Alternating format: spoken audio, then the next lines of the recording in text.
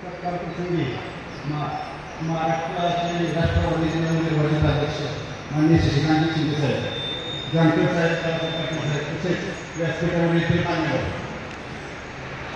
बाहेर लक्ष द्यायचं मुलं तर कोरेगाव मतदारसंघाला एक गुणप्रकार चाललाय की असं पद मिळतं कसं पद मिळतं हे लक्षात घेऊ की पद जर मिळत राष्ट्रवादीचं जे 9 खासदार आहेत आणि 16 आमदार आहेत अशा पक्षाचं महाराष्ट्राचं प्रदेश सरकारचे पद मिळणं म्हणजे काय चेष्टेची गोष्ट आहे का? कुणीतरी इथं साहेबांचं पद डिक्लेअर झाल्या उद्या 15 तारखेला साहेबांचं पद डिक्लेअर व्हायचं आहे. त्या दिवशी असा प्रकार झाला. आदल्या दिवशी एका ठिकाणी मिटिंग झाली आणि आनंद पोर्टाचा तुम्हाला माहिती आहे. काहीही करून ज्या दिवशी साहेबांची बातमी डिक्लेअर होईल त्याच्यानंतर 10 मिनिटात अशी बातमी लागली पाहिजे की कोरेगाव मतदारसंघात उद्रेक आहे.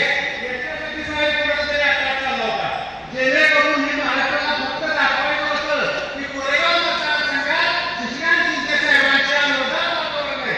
आजची जर गर्दी बघितली आणि पत्रकार बंधूंना विनंती गाड्याचे पण फोटो वगैरे काढा, कारण मित्र तुम्हाला जुने कधीतरी फोटो काढतात आणि 46 नंबर होता, 43 नंबर होता, 43 नंबर होता, गाड्या बाहेर काढतात.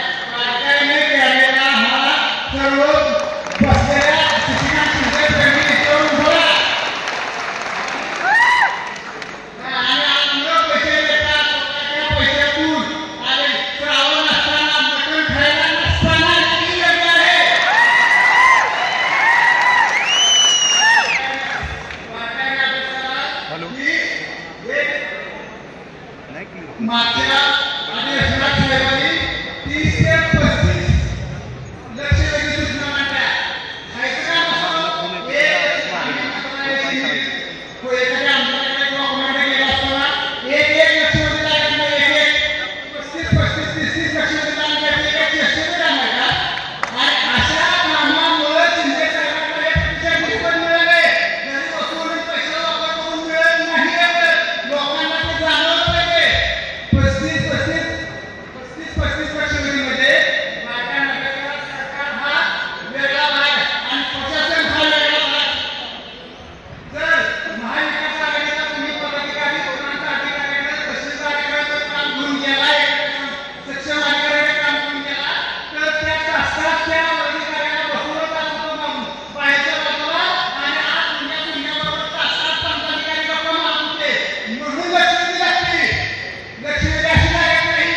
बरं शेवटच्या प्रांताधिकारी पण कुठे घालतोच या भिंतीला का नसतं ही भूमिका त्यांची पण आहे, आमची पण आहे. आम्हाला समजत आहे ना कुठेतरी. मग ती लोकांना समोर जावं लागतं. बारकाईने लक्ष ठेवा की शशिकांत शिंदे साहेब आता महाराष्ट्राच्या राष्ट्रवादीचं नव्हे तर महाविकास आघाडीचा बुलंद आवाज झालेला आहे. त्यामुळे इथून पुढे जिल्ह्यातील महाविकास आघाडीच्या कार्यकर्त्यांशी वागताना प्रशासनानं सुद्धा त्याच धोरणाप्रमाणे वागलं पाहिजे. एकंदर मीटिंग होते काय, 5-6 जणांची नावं घेतली जातात काय, ह्याचं काय चाललंय, त्याचं काय चाललंय आणि त्याच्यातही एखादा कधी वाजतो. त्या सरकारचा प्रकाश